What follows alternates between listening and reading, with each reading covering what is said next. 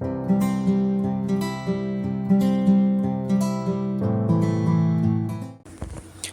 दोस्तों, rise news में आपका स्वागत है। इस वीडियो में आप देखिए पाकिस्तान के ऊपर कितना कर्जा है। प्लीज़ लाइक करें, शेयर करें, सब्सक्राइब करें। Thank you. तनख्वाहदार तबका है वो पाकिस्तान में बदकिस्मती से जिस तरह हमारा रुपया गिरा है, जब रुपया गिरता है तो महंगाई होती है। मसलन आपकी मुल्क की एकदम दौलत कम हो जाती है। जब रुपया 107 रुपए डॉलर से 160 रुपए डॉलर पे जाता है तो सारी चीज़ें महंगी हो जाती हैं। उसकी वजह तेल, डीजल, पेट्रोल, बिजली, दालें, घी, ये जो चीज़ इंपोर्ट होती है महंगी हो जाती है। तो जो तनख्वाहदार तबका होता है उसको सबसे ज़्यादा नुकसान होता है।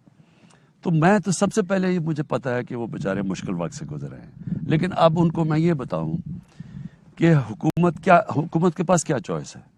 पहले ही मुश्किल वक्त से एक मकरूज मुल्क मिला, बड़ा खसारा था तो बड़े कर्जे लिए तो उनके ऊपर सूद दे रहे हैं। हमारा आधा जो पैसा इकट्ठा करते हैं हम, वो सूद के अंदर चला जाता है जो पिछली गवर्नमेंट से कर्जे लिए। अब अगर हम तनख्वाहें बढ़ाते हैं, हमारा खसारा और बढ़ जाता है, कर्जे और लेने पड़ते हैं, सूद ज्यादा देना पड़ता है, और आखिर में उससे महंगाई हो जाती है। जब महंगाई होती है तो जो इनकी तनख्वाहें बढ़ाएंगे भी वो सारी महंगाई में चली जाएंगी। तो थोड़ा सब्र करना। एक मुल्क जब मुश्किल वक्त से गुजरा होता है और अल्लाह का करम है, हमारी एक्सपोर्ट्स बढ़ रही है, आमदनी बढ़ रही है, दौलत बढ़ रही है, थोड़ा अगर सब्र कर लें, और हमने इनको कहा है एक रीजनेबल पे राइज दी है, वो जो उससे ज्यादा डिमांड आगे लेके जा रहे हैं वो हम करते हैं, इन्हीं का नुकसान है। फौरी तौर पे आप कितना देना चाह रहे हैं उनको? मैंने जो हमारी टीम है, मेरे ख्याल में उन्होंने नेगोशिएट कर लिया, आज बात पूरी हो जानी चाहिए। पहले वो मान गए थे, उसके बाद एक और डिमांड बढ़ा दी पकड़ के। टेलीफोनिक राब्ते भी हुए हैं अपोजिशन के इन लोगों के साथ? ऑपोजिशन ये जो चोरों का टोला है, जो अपने आप को पीडीएम कहता है, ये डेमोक्रेटिक मूवमेंट नहीं है, चोरी बचाए मूवमेंट जो है, इन्होंने हर चीज में, इनको जिधर नजर आता है ना कि हुकूमत डिस्टेबलाइज होएगी और इनकी चोरी बच जाएगी, वो उस मूवमेंट को बैक कर देते। सर, 18th अमेंडमेंट के बाद ये मामला कुछ प्रोविंशियल गवर्नमेंट्स के पास भी हैं, तो ये आपकी टीम की कोताही है, नाअहली है कि वो हर मामला खुद ही अडॉप्ट कर लेते हैं, छोटे से छोटे मसला भी? ये प्रोविंशियल इश्यूज हैं, तो प्रोविंशियल इश्यूज भी आपकी जो टीम है वो क्यों अडॉप्ट करती है? इसकी क्या रीज़न है? असल में जी, ये 18th अमेंडमेंट के अंदर कई चीज़ें हैं जो टाइम लग रहा है लोगों को समझने के लिए, क्योंकि उससे पहले तो और सिस्टम था ना। तो कई चीज़ें अब सूबों के पास चले गई हैं, उसका भी सेंटर के ऊपर, फेडरल गवर्नमेंट के ऊपर प्रेशर डालते हैं कि जी मसला सूबे का है। तो वो वैसे हमने अपनी जो सूबाई गवर्नमेंट से उनको कहा है कि इसको रैशनलाइज करो। वो एक उनकी भी डिमांड ठीक है कि बड़ी डिस्क्रेपेंसी है आपस में तनख्वाहों की, तो वो तो उनकी जिम्मेदारी है, लेकिन बहरहाल हम उनसे भी बात करें। मैं सिर्फ अपने ये जो हमारे सरकारी नौकर निकले हुए हैं, मैं यहाँ तक इनके साथ हूँ कि जिस तरह की महंगाई हुई है, इनको पे राइज चाहिए। इनको जो हम पे राइज दे रहे हैं, जितनी हमारे में इस वक्त सकत है उसके मुताबिक दे रहे हैं। इनको ये भी कहा है कि अगली जब बजट आएगा तो उसमें भी हम करेंगे और कोशिश करें अपनी आमदनी बढ़ाने के लिए। देखें, आमदनी बढ़ेगी तो पैसे देंगे ना, अगर आमदनी नहीं बढ़ेगी तो कर्जे लेंगे, और कर्जे लेंगे उसके ऊपर सूद, और वो फिर सबके ऊपर बोझ पड़ता है। ये कभी पॉलिटिकल इश्यूज तो आते रहते हैं, पीडीएम के एक सियासी मूवमेंट, ख़ास तौर पे एक और भी आने वाला है, तहरीक लब्बैक पाकिस्तान का मामला, वो भी एक तरतीब दे रहे हैं आने के लिए लॉन्ग मार्च का, धरने का। तो इस पे आप क्या कहेंगे कि क्यों ये सारी चीज़ें हो रही हैं, और आपने कोई बातचीत के लिए कुछ कोशिश की? हमारी टीम इनके साथ, टीएलपी के साथ बात कर रही है, और हमने ये फैसला किया, मुआहदा हो गया कि जो इन्होंने अपनी डेट दी हुई थी फरवरी की, ये चली गई अब 20 अप्रैल के ऊपर, और 20 अप्रैल के बाद मुआहदे के तहत हम पार्लियामेंट के अंदर ये जो इनकी डिमांड्स हैं वो रख देंगे। लेकिन मैं टीएलपी के भी और अपने मुल्क के लोगों को भी कहना चाहता हूँ कि पाकिस्तान की तारीख में, ये मेरा चैलेंज है, किसी हुकूमत ने इतना ज़्यादा स्टैंड नहीं लिया अपने नबी सल्लल्लाहु अलैहि वसल्लम की शान के अंदर जो गुस्ताखी की जाती है, اگر کسی گورنمنٹ نے سٹینڈ لیا ہے، مجھے بڑے فخر سے کہنا پڑتا ہے وہ ہماری گورنمنٹ ہے، انٹرنیشنل سٹینڈ لیا.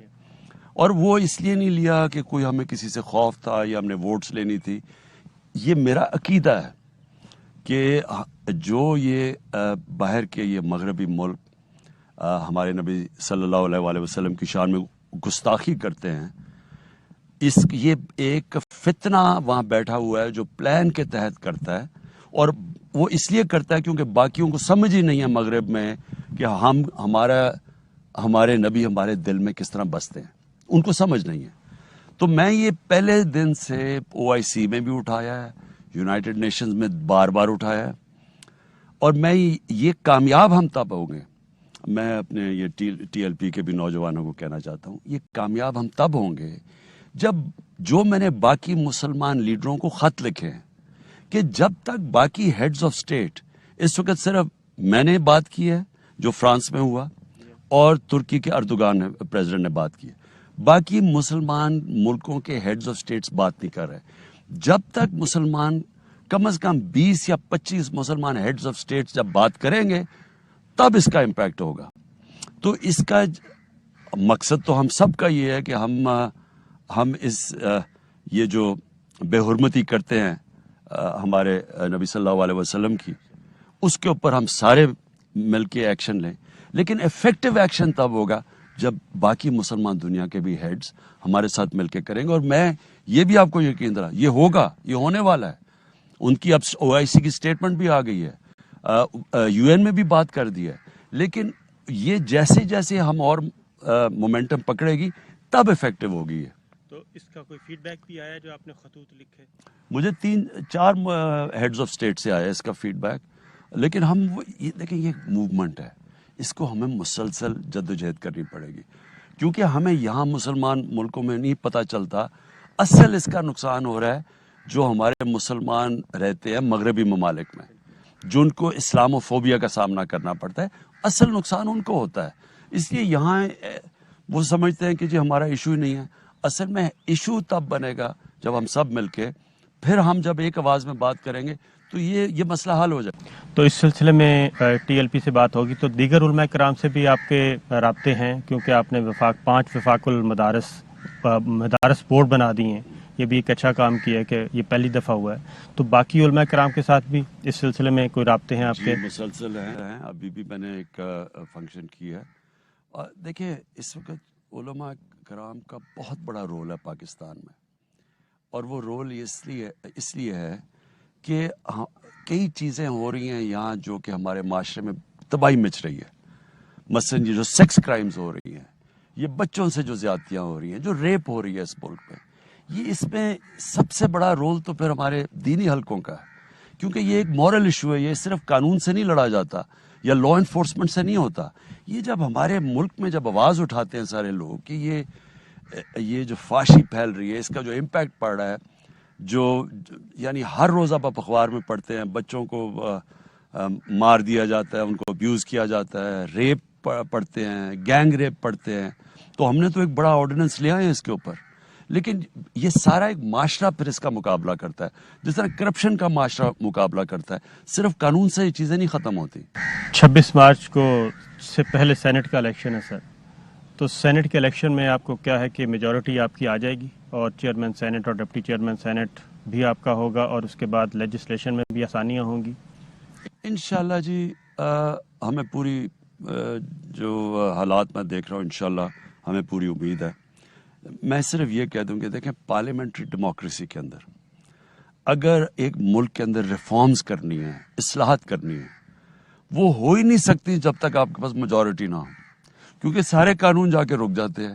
ہمارے لیے اتنا مشکل ہوا ہے اس بار یہ جو 2 سال چلانے، جو ہم قانون لے کے جاتے تھے وہ جا کے پھنس جاتے تھے. ہماری سینٹ میں میجورٹی نہیں تھی، اور پھر ذمہ داری ہماری ہے قانون پاس کرنے کی اور اصلاحات کرنے کی، لیکن پاور ہمارے پاس ہے نہیں کیونکہ ہمارے پاس میجورٹی نہیں. ایسا تو نہیں ہے سر اپوزیشن مل کے ایک کام پلان کر رہی ہے کہ سینٹ میں آپ کو ہر صورت میں میجورٹی سے روکا جائے، کیونکہ اگر میجورٹی مل جاتی ہے تو جتنے بھی آپ کی پینڈنگ بل پڑے ہیں وہ اپروو ہو جائیں گے، اور سمپل میجورٹی والے. تو اس جو آپ نے 50-70 کروڑ کا کہا، اس کا مطلب ہے آدمی کے پاس، کسی بزنس مین کے پاس 50 ارب ہیں تو وہ پورا سینٹ لے سکتا ہے، 100 سیٹیں خرید سکتا ہے. تو یہ اس پلاننگ کا حصہ ہے؟ بالکل ایسی اطلاعات ہیں؟ بالکل یہ اس پلاننگ کا حصہ ہے، کیونکہ دیکھیں انہی کی سٹیٹمنٹس ہیں اوپن بیلٹ ہونا چاہیے. انہوں نے چارٹر آف ڈیموکریسی میں سائن کیا ہوا ہے کہ جی اوپن بیلٹ ہونی چاہیے. جب وہ پچھلی باری ان کا ایک آدھ ان کی سیٹ کم ہوئی یا نون لیگ کی، انہوں نے کہا، شور مچا دیا کہ جی یہ پیسے ہوئے چلیں، یہ ہیں اوپن بیلٹ. اب کیوں یہ پیچھے ہٹ گئے ہیں؟ اس لیے ہٹے ہیں نا کہ انہوں نے پلان بنایا ہوا ہے کہ پیسہ چلا کے کسی نہ کسی طرح ہمارے اوپر وہ پریشر ڈالیں اگر ہمیں میجورٹی نہیں ملے.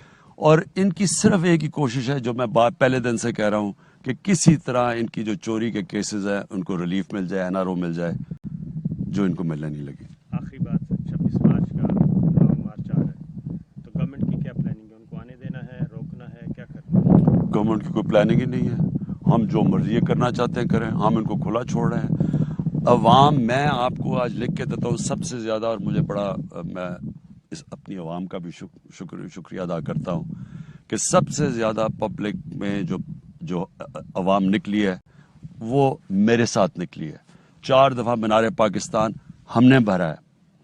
میں جانتا ہوں کہ عوام سڑکوں پہ تب نکلتی ہے جب خاص طور پہ عوام کو یہ پتا ہو کہ ان کا پیسہ چوری ہو رہا ہے. میں نے کرپشن پہ لوگوں کو نکالا ہے کہ حکمران بیٹھ کے ان کا پیسہ چوری کرے. کبھی بھی عوام نہیں نکلتی بڑے بڑے چوروں کی چوری بچانے کے لیے. یہ جو مرضی کر لیں، کوئی فرق نہیں پڑے گا. اور چیز سر فیڈرل گورنمنٹ پہ آتی ہے، مہنگائی، تو اس پہ آپ کو ٹاسک فورس بنا سکتے ہیں جس میں صوبوں کی بھی نمائندگی ہو، فیڈرل گورنمنٹ کی بھی نمائندگی ہو؟ کیونکہ یہ سارا پھر وہی بات ہے کہ وہ صوبے کہتے ہیں یہ وفاق کا مسئلہ ہے، وفاق کہتے ہیں یہ صوبوں کا مسئلہ ہے. اس پہ کوئی ٹاسک فورس بنا دیں تاکہ اس امبریلا کے نیچے پبلک کو بھی پتہ چلے اور کوئی ایک منضبط قسم کی پلاننگ ہو سکے. میں آپ کو بتاؤں، میں مہنگائی کے اوپر خود میٹنگز لیتا ہوں، سارے صوبے بھی وہاں بیٹھتے ہیں. اس کا جو اصل وجہ تو مہنگائی کی سیدھی ہے کہ 107 روپے سے گیا ہے ڈالر 160 روپے پہ. جس طرح میں نے کہا، تیل، بجلی، پٹرول سب کچھ مہنگا اس کی وجہ سے ہوا، اور وہ اس کا مین ایفیکٹ وہ ہے. اور آ گیا گندم، بارشیں بدقسمتی سے اس کٹائی کے وقت ہو گئی، وہ گندم کم ہو گئی، وہ امپورٹ کرنی پڑی. پھر ہمارا یہ جو باہر سے جو تیل ہے، گھی کی قیمت اتنی اوپر چلی گئی، دگنی ہو گئی انٹرنیشنل مارکیٹ میں. تو وہ تو اور دالیں ایک دم شارٹیج، وہ 70% دالیں وہ مہنگی ہو گئی. لیکن میں آج آپ کو کہہ رہا ہوں کہ پورا میری اب زور ہے کہ کسی نہ کسی طرح ہم کوئی نہ کوئی طریقہ کریں کہ لوگوں کے اوپر بوجھ کم ہو مہنگائی کا. اور وہ آپ کے دیکھتے رہیں گے، کیونکہ مسلسل میٹنگز کر رہے ہیں. اس کا ایک بڑا پلان آنے لگا ہے. لوگوں کو نظر آئے گا کہ قیمتیں کم ہو رہی ہیں. کانسٹیٹیوشنل ریفارمز پہ آپ اپوزیشن کو براہ راست دعوت دیں گے کہ آئیں بات چیت کریں اور یہ مسئلے حل کریں جتنے بھی مسائل ہیں اس وقت؟ میں تو سر پہلے دن سے کہہ رہا ہوں کہ ہر چیز پہ بات کرنے کے لیے تیار ہیں، لیکن وہ جو مرضی ہم بات کریں گے انہوں نے آ جانا ہے NRO کے اوپر. اب فیٹف کا کیا تعلق تھا NRO پہ؟ ہم فیٹف کی بات کر رہے ہیں، 34 چکے پکڑا دیجیے کہ نیب کو ختم کر دو. تو ان کا 1 پوائنٹ ایجنڈا. دیکھیں، جمہوریت تب چلتی ہے جب ایک اپوزیشن ہوتی ہے، ایک گورنمنٹ ہوتی ہے. جمہوریت چل ہی نہیں سکتی اگر اپوزیشن کے بڑے بڑے لیڈرز ملک کے بڑے ڈاکو ہیں اور وہ آپ کو لگے ہوئے ہیں کہ بس 1 پوائنٹ ایجنڈا، جی ہمیں بس جس طرح مشرف نے معاف کیا تھا ہمیں چوری معاف کر دے. وہ ہونے نہیں لگی. PDM میں اس وقت شدید اختلافات ہیں، اور اس اختلافات سے آپ فائدہ کیوں نہیں اٹھاتے؟ پاکستان پیپلز پارٹی بہت دور ہے PMLN سے، مولانا سے. ان کو راضی بھی کرنے کی کوشش کی جا رہی ہے. جو بھی PMLN کا اور مولانا کا ایک تھا طے شدہ پلان، استعفے دینے ہیں، ضمنی الیکشن کا بائیک آؤٹ کرنا ہے، اور اس کے بعد سینٹ کے الیکشن میں نہیں آنا، وہ سارے ریورس کروا دیے. تو پاکستان پیپلز پارٹی سے بات تو ہو سکتی ہے پولیٹیکل گراؤنڈز پہ، نہ صحیح آپ باقی چیزیں ایک سائڈ پہ رکھ دیں. کیا ان سے بات کر رہی ہے؟ دیکھیں، مجھے پتا ہے، میں ان سب کو جانتا ہوں. میں 30 سال سے ان کو جانتا ہوں. میں پالیٹکس میں آئے ان کی چوری کے خلاف تھا، نہیں تو میری طرح کا آدمی جس کو اللہ سب کچھ دے بیٹھا، مجھے کیا پالیٹکس کی ضرورت تھی؟ میں آیا ہی تھا کہ انہوں نے ہمارے ملک کو تباہ کر کے رکھ دیا. انہوں نے جس طرح چوری کی ہے، آج تک دنیا کی تاریخ میں کوئی اب مثال بتا ہی نہیں سکتے کہ حکمران چوری کریں اور وہ ملک ترقی کر جائے. عام لوگوں کی چوری سے ملک تباہ نہیں ہوتے. حکمرانوں کی، پرائم منسٹر اور وزیروں کی چوری سے ایک ڈیولپڈ ملک مقروض ہو جاتا ہے. ملیشیا جب مہاتر محمد نے چھوڑا تو وہ مڈل انکم پہ چلے گئے تھے, 9,000 per capita dollar per capita ہو گئی تھی. وہ وہاں بھی ایک نواز شریف زرداری ٹائپ آدمی آ گیا, اس نے بھی ملک کو مقروض کر کے, اور وہ آج جیل میں ہے. تو یہ ہو ہی نہیں سکتا. یہ یاد رکھیں, اگر دنیا کے خوشحال ملکوں کے اندر سب سے بڑی کوالٹی ہے کہ کرپشن نہیں ہے, اس لیے وہ اوپر ہے. ہمارا بدقسمتی یہ ہے کہ سارا اوپر, آپ یہ دیکھ لیں کتنے پولیٹیشین نے کتنی سرکاری زمینوں پہ قبضے کیے ہوئے ہیں. اچھا وہ سرکاری زمینوں پہ قبضے وہ کہتے ہیں جی عمران خان ہمارے پیچھے ہے. بھئی آپ جواب یہ دیں کہ آپ نے سرکاری زمین پہ قبضہ کیا یا نہیں کیا. عمران خان پیچھے کیا؟ عمران خان نے تو کہا تھا کہ میں کسی کو نہیں چھوڑوں گا جو ملک کی دولت کے اوپر قبضہ کرتا ہے. آپ جسٹیفائی کریں کہ کیا یہ دولت, یہ جو زمین ہے یہ سرکاری ہے یا نہیں ہے. ساروں نے سرکاری زمینوں پہ, اور ابھی میں آپ سب کے سامنے میں بھی کہہ رہا ہوں, اور اب آپ کے سامنے انکشاف ہونے والے ہیں کہ کتنی اربوں کی زمینوں پہ یہ سیاستدان یہ کیوں پالیٹکس میں آتے ہیں, پیسہ بنانے آتے ہیں. کسی نے یہ بھی, آج میں کہہ دوں, ہم 2 سال سے آئے ہیں پاور میں, کسی ہمارے آدمی نے سرکاری زمین پہ قبضہ کیا. میں آج آپ کو کہہ رہا ہوں کہ میرے سٹیزن پورٹل پہ دیں, مجھے بتائیں, اور اگر میں نہ ایکشن لوں پھر کہیں کہ انتقامی کارروائی. بہت بہت شکریہ. یہ تھے ہمارے ساتھ وزیر اعظم عمران خان صاحب. آپ نے گفتگو سنی, فیصلہ آپ خود کیجیے گا. اجازت دیجیے. اللہ